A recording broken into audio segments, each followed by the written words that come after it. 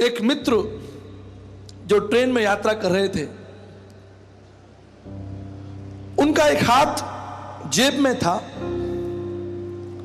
और वो कुछ इस तरह से कर रहे थे। मैं बहुत देर तक उन्हें देखता रहा। थोड़ी देर बाद मैं उनके पास गया। मैंने कहा, कोई समस्या है, कोई दिक्कत है, आपका हाथ फंस गया हो तो बताइए, मैं कुछ सहायता करूं।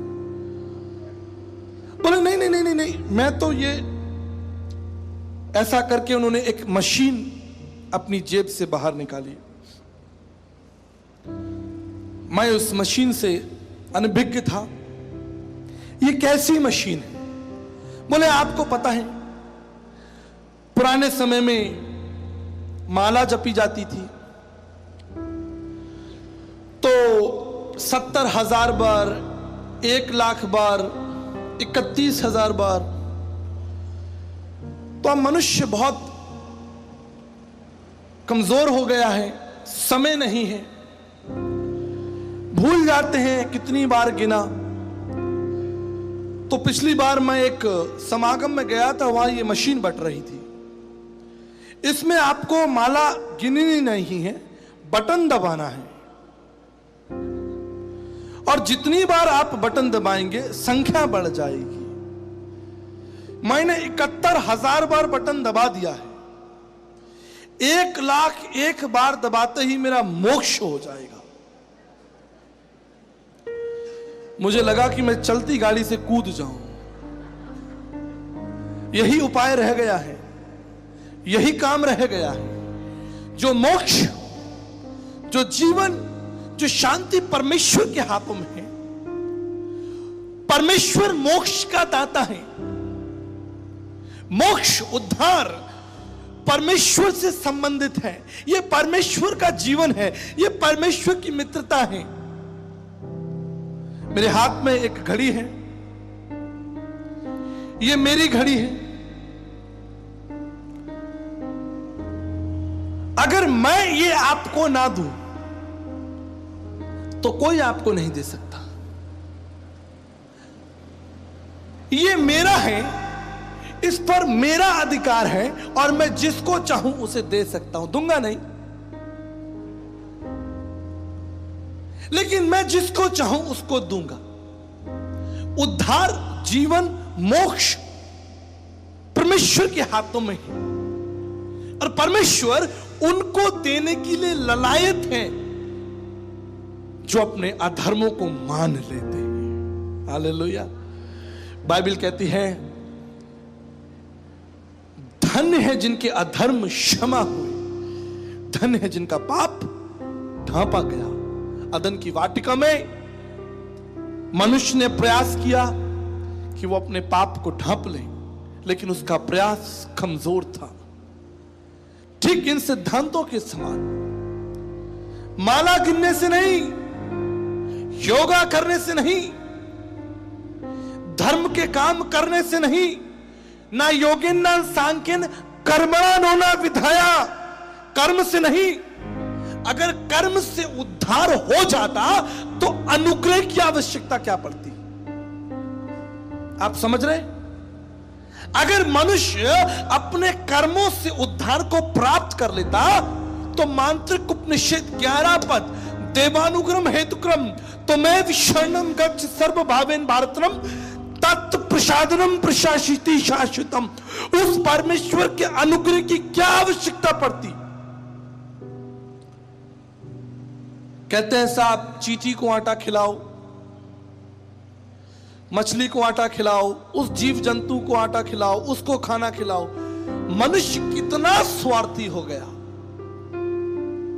जीव जंतुओं को खाना, भोजन देना अच्छी बात है, वो भी प्राणी है, लेकिन उसमें भी अपना स्वार्थ ढूंढ लिया कि तेरा पेट भरकर मेरा उद्धार है, तुझे खाना खिलाकर मेरे घर में शांति है, गरीब को कपड़ा देकर, भूखे को रोटी देकर, देख तुझे रोटी दूंगा मुझे शांति मिलेगी, मेरे घर में संपन्नता आएगी।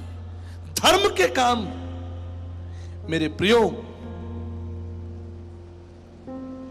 इसलिए प्रार्थना की गई थी, अस्तो मां सदगमया तमसो मां ज्योतिर्गमय मृत्यु मां अमृतगमय, असत्य से निकालकर सत्य की ओर। और यीशु ने कहा, मैं सत्य हूं।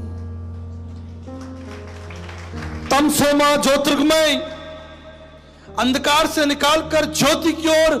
यीशु ने कहा, मैं जगत की ज्योति हूं। मृत्यु मां अमृतगमय, मृत्यु से निकालकर जीवन की ओर। यीशु ने कहा, पुनरुत्थान और जीवन मैं ही हूं। इसलिए मत्ती की इंजील उसका 5 अध्याय 17 पद में लिखा है, मैं भविष्यवक्ताओं की पुस्तकों को नष्ट करने, लोप करने नहीं, उनको पूरा करने आया हूं। प्रार्थना की गई थी भारत में, पापम पापात्मा पाप कर्मा पाप संभा त्राहिमाम पुंडक्षाम, परमेश्वर दया करो। प्रार्थना की गई थी, हमारे पापों को स्वतंत्र कर दो, हमें दंड मत दो, हमें क्षमा कर दो, हम पर अपनी दया करो। और प्रभु का वचन कहता है, मैं तुम्हारी प्रार्थनाओं का उत्तर देने में सक्षम और योग्य हूं। वो हमारी प्रार्थनाओं को गिरने नहीं देता, वो हमारी प्रार्थनाओं का स्वयं उत्तर बन जाता है, समाधान बन जाता है। मेरे प्रियो, क्रूस महायज्ञ एक शब्द ही नहीं है, लेकिन एक स्वभाव है। आज से 2000 वर्ष पूर्व परमेश्वर ने समस्त मानव जाति के पाप का बोझ अपने ऊपर उठा लिया। दर्शन शास्त्र में लिखा है, पाप नुदम, वो पापों को उठाने वाला, पापों को क्षमा करने वाला।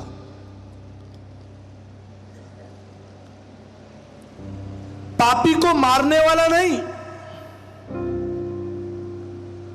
समाज का सिद्धांत है, कुछ लोगों का मानना है, पापी को मार दीजिए। कौन मारेगा पापी को?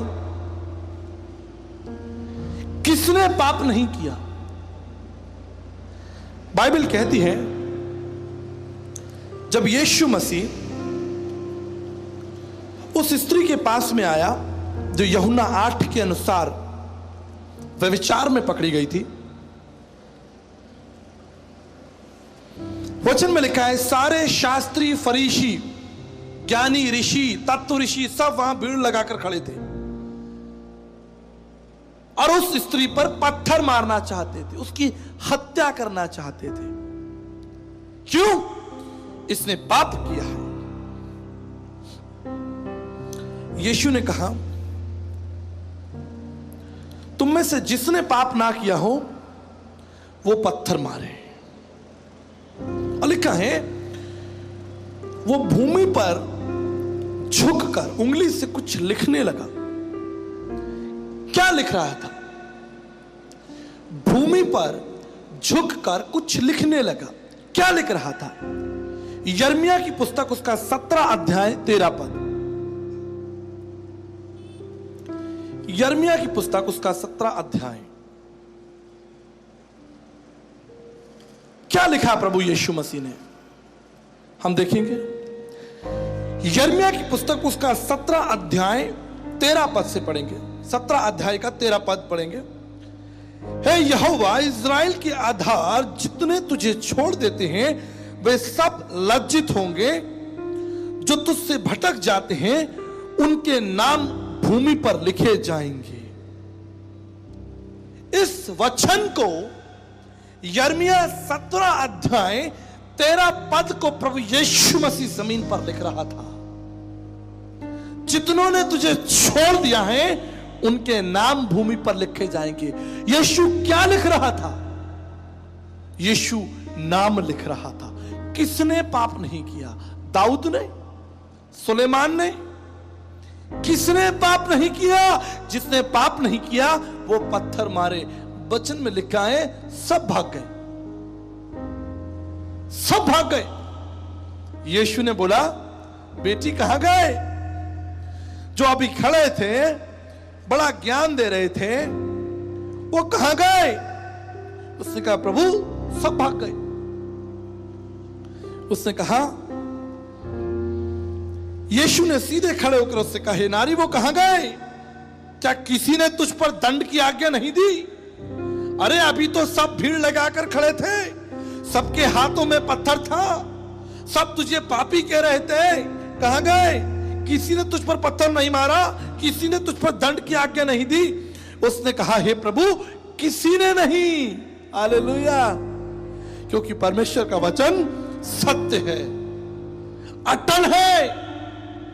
किसी के पास हिम्मत नहीं थी कि वो उसे पत्थर मारे। प्रभु ने कहा, यीशु ने कहा, मैं भी तुझ पर दंड की आज्ञा नहीं देता, जा फिर पाप मत करना। उसको क्षमा कर दिया। हालेलुया। क्योंकि वो क्षमा करने में तत्पर और योग्य है। वो आरंभ से ही क्षमा करता आया है, वो आरंभ से ही बलिदान करता आया है, वो आरंभ से ही उपाय निकालता आया है, और उसने मनुष्य जाति के लिए एक उपाय निकाला है। लोग कहते हैं यीशु मसीह ईसाइयों का परमेश्वर है, अंग्रेजों का परमेश्वर है। अंग्रेजों ने यीशु मसीह की ठेकेदारी कर ली है क्या? क्या कोई धर्म के लोग, राज्य के लोग, भाषा के लोग, जाति के लोग उस महान परमेश्वर की ठेकेदारी कर सकते हैं? किसी ने कहा, यीशु मसीह तो 2000 साल पहले आए, हम तो सनातन काल के लोग हैं, हम तो सनातन प्रवृत्ति के लोग हैं, सनातन दर्शन के लोग हैं। बात ठीक है, यीशु मसीह 2000 साल पहले आए, क्योंकि लिखा है, आदि में वचन था, वचन परमेश्वर के साथ था, वचन परमेश्वर था और वचन देहधारी हुआ। वचन था लेकिन देहधारी हुआ 2000 साल पहले। वो तो सनातन काल से था। ब्रह्म बिंदु उपनिषद में लिखा है, शब्दो ब्रह्म शब्दाक्षर परम ब्रह्म, शब्दो शब्दाक्षर परम ब्रह्म। आदि में वचन था, वचन परमेश्वर के साथ था, वचन देहधारी हुआ। अरे यीशु तो सनातन काल से था। कुलिसियों की पत्री में लिखा है कि आसमान और जमीन उसके द्वारा रचे गए हैं। 2000 साल पहले तो उसने देह को धारण किया, वो तो सनातन काल से था। आपको पता है, जब शद्रक, मेशक और अबेदनगो को आग में डाले गए थे, लोग कहते हैं यीशु मसीह 2000 साल पहले आए। जब शद्रक, मेशक और अबेदनगो को आग में डाले गए थे, तो वहां क्या तुम्हारे ताऊजी घूम रहे थे? बाइबल कहती है, स्वर्ग को बनाने वाला परमेश्वर शद्रक, मेशक और अबेदनगो को बचाने के लिए आग में उतर आया। वो सनातन काल से है, अगम्य, अद्वितीय, विराट है वो। 2000 साल पहले तो सर वो केवल देह धारण करके आया। फिलिपियों की पत्री में लिखा है, वो जो स्वयं परमेश्वर था वो नम्र दीन बन गया, मनुष्य बनकर पृथ्वी पर मनुष्यों के साथ रहा, उनके साथ रोटी खाई। और जानते हैं क्या कहा? उसने कहा, मैं अब तुम्हें मित्र कहूंगा। हालेलुया। मैं अब तुम्हें मित्र कहूंगा, आज से तुम मेरे मित्र हो। क्या हम परमेश्वर की मित्रता के योग्य हैं? मित्रता दो लोगों में होती है जब उनमें कुछ समानता हो। एक शराबी दूसरे शराबी के साथ मित्रता करना पसंद करता है, एक चोर दूसरे चोर के साथ मित्रता करना पसंद करता है। बाइबल कहती है, परमेश्वर ने हमें मित्र कहा है। कोई समानता है क्या? परमेश्वर तो पवित्र है, दया का स्रोत है, अनुग्रहकारी है, प्यार करने वाला है, संभालने वाला है, रक्षा करने वाला है। हम दुष्ट लोग हैं, चालाक लोग हैं, मक्कार घूसखोर लोग हैं। कोई समानता है क्या? दर्शन शास्त्र कहता है, उसके अनुग्रह के द्वारा तुम उसके मित्र हो। हम योग्य नहीं है। वो बालक योग्य नहीं था कि वो मिठाई की दुकान में आकर मिठाइयों को खरीद सके, लेकिन दाम चुकाया गया। उस मित्रता के लिए दाम चुकाया गया। उस क्रूस पर एक महायज्ञ किया गया। जैसे उस मेमने के द्वारा उसके चमड़े से आदम और हव्वा की नग्नता को ढका गया, संपूर्ण मानव जाति के पाप को ढकने के लिए, ध्यान दीजिएगा, संपूर्ण मानव जाति, केवल भारत के लोग नहीं, 216 से अधिक देश हैं। परमेश्वर भौगोलिक परिस्थिति देश का परमेश्वर नहीं है, वो केवल महाराष्ट्र का परमेश्वर नहीं है, वो केवल राजस्थान का नहीं है, वो पूरे भारत का है, वो पूरे विश्व का परमेश्वर है। और उसका समाधान पूरे विश्व के लिए एक सा है, बिल्कुल एक मां के समान, जो एक किचन में से खाना निकालकर अपने बच्चों को देती है, भेदभाव नहीं करती। उसने संपूर्ण मानव जाति के लिए अपना लहू बहा दिया। और हमने उसे क्या कह दिया? ईसाइयों का परमेश्वर। मैं आपको बताऊं, भारत देश प्रभु यीशु मसीह से प्यार करने वाला देश है, परंतु कुछ लोग,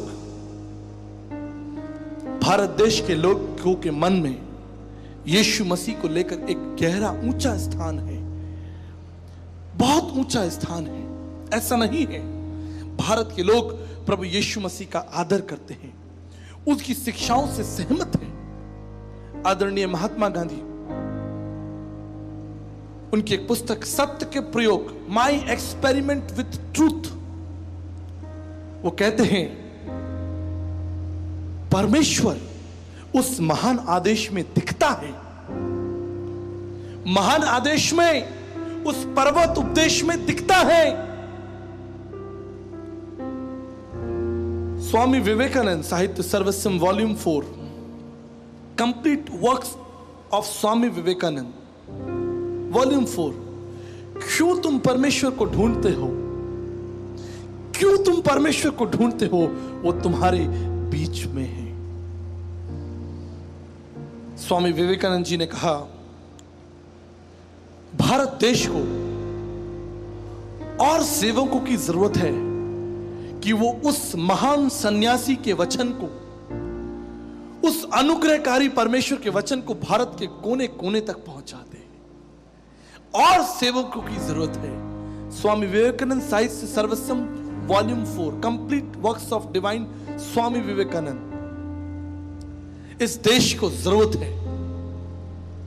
लेकिन कुछ लोग, ध्यान दीजिएगा, सब नहीं, कुछ लोग जो अंधेरा पसंद करते हैं, जो असत्य पसंद करते हैं, जिनको झूठ से प्रेम है, वो उस ज्योति का विरोध करते हैं। आप कल्पना कीजिए, एक चोर चोरी कर रहा हो, अच्छा शोरूम तोड़ने जा रहा हो, और वहां आप उसके ऊपर एक बड़ा प्रकाश चमका दें, तो वो आपका मित्र हो जाएगा। आपने उसके काम में बाधा डाल दी, अब वो आपका शत्रु है। अगर आप नहीं आते तो अभी लाखों करोड़ों रुपए का माल वो अपनी जेब में रखने ही वाला था, पर आपने उसके ऊपर प्रकाश चमका दिया, आपने उसके काम में दखल डाल दी। कुछ लोग हैं जो बुराई में जीना चाहते हैं, अंधकार में जीना चाहते हैं, शराब में जीना चाहते हैं, लड़ाई झगड़े व्यभिचार और बुरे कामों में जीना चाहते हैं। और यीशु क्या है? यीशु जगत की ज्योति है। यीशु क्या है? जगत की ज्योति है। और ज्योति जब अंधकार के ऊपर चमकती है तो अंधकार भागता है, डरता है। इसलिए वो लोग यीशु का विरोध करते हैं, और कोई कारण नहीं है। जो व्यभिचारी हैं, अंधकार में चलते हैं, झूठ बोलते हैं, झूठ का जीवन जीते हैं, अपने घर में अपने परिवार की सुधि नहीं लेते, शराब के ठेके पर बैठते हैं, शराब पीते हैं, घूस लेते हैं, वो लोग यीशु मसीह का विरोध करते हैं। भारत की जनता तो यीशु को दिल में लेकर घूमती है, और उन थोड़े लोगों की वजह से कितना हाहाकार मच जाता है, कितनी समस्याएं हो जाती हैं। अरे वो तो सन्यासी था, वो तो वैराग्य था, उसके जीवन में तो अहम नहीं था, उसके जीवन में क्रोध नहीं था। उसने तो मनुष्य से प्रेम किया, उसने मनुष्य को प्रेम करना सिखाया। आपको पता है मैं यीशु मसीह का प्रचार क्यों करता हूं? मैं आपको बताकर समाप्त करना चाहता हूं। मैं सिर्फ यीशु मसीह का प्रचार क्यों करता हूं? सुनिए, अगर मैं आपसे कहूं कि कल आना, मैं आपकी सहायता करूंगा, आप किसी बड़ी समस्या में हैं, दुख और पीड़ा में हैं, बड़े विश्वास के साथ आप मेरे घर पर आए और मैंने अपने नौकर से कहलवा दिया कि साहब घर में नहीं है, इसको बोलो परसों 10 बजे आना। आप परसों 10 बजे आए और मैंने फिर आपको टाल दिया। इसका मतलब है जो मैं बोल रहा हूं और कर रहा हूं दोनों में समानता नहीं है। मैंने आपसे बोला था कि मैं आपकी सहायता करूंगा, पर मैं कर नहीं रहा हूं। एक व्यक्ति क्या सोचता है, क्या बोलता है और क्या करता है, उसमें समानता होनी चाहिए। इस संसार में बहुत सारे लोग आए जिन्होंने प्यार का पाठ पढ़ाया, क्षमा का पाठ पढ़ाया, लेकिन जब समय आया तो लठ उठा लिया। यानी उनके कहने और करने में अंतर है। क्षमा करो, क्षमा करो, माफ करो, माफ करो, और जब समय आया तो लठ उठा लिया, हथियार उठा लिए। इसलिए मैं यीशु मसीह से प्यार करता हूं, क्योंकि जो वो कहता है वो करता है। उसने मनुष्य जाति को प्यार बोला, करके दिखाया। हालेलुया। उसने आप प्यार किया और आपको प्यार करना सिखाया। उसने कहा जब तक मैं ऊंचे पर चढ़ाया ना जाऊं तब तक क्षमा। जो उसने कहा उसने करके दिखाया। इस क्रूस महायज्ञ के ऊपर श्री वृक्ष शूल अरथ्रायनमा लकड़ी के ऊपर एक महायज्ञ किया। ऐसा नहीं कि बोला करूंगा और करा नहीं, उसने किया। यीशु जो सोचता है, जो बोलता है और करता है, उसमें समानता है, इसलिए वो सत्य है।